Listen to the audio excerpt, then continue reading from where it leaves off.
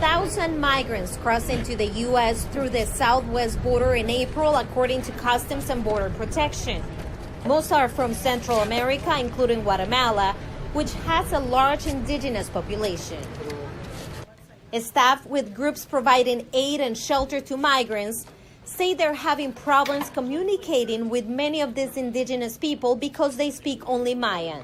80% of the people that we receive here are from Guatemala, and then maybe half of that 80% they're coming from indigenous communities in Guatemala where Spanish is not their first language. And so it's definitely a challenge when someone comes here and they don't speak Spanish, because that's the only language we can communicate with them. At this temporary shelter, Smith says she and others help migrants reach relatives in the U.S. and teach them how to use bus tickets. But it's a tough job if migrants only speak Mayan.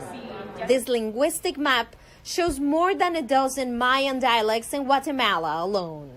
It's our understanding there's over 17 different languages that are in the Guatemalan and Honduras areas. Those folks were at the Benedictine Monastery in the center of our city that's been handling this now since October of last year. And they are partnered with the University of Arizona partners, linguistic specialists, who are taking the time to work with those folks. We have people there that are, if not fluent, capable of working within those dialects, and they are able to do that translation and make that work. Smith, who lived in an indigenous community in Guatemala, is familiar with Canjobal, Mam, and Quiche.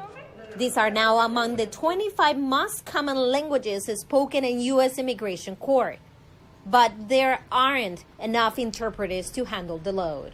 I was surprised, I guess, just how many families were coming from these rural indigenous communities, and how they were making this however many 1,000-mile journey barely speaking Spanish. Migrant advocates say they're worried about the shortage of qualified interpreters and whether the cases of Mayan-speaking migrants seeking asylum will truly be heard or understood. Celia Mendoza, VOA News, Tucson, Arizona.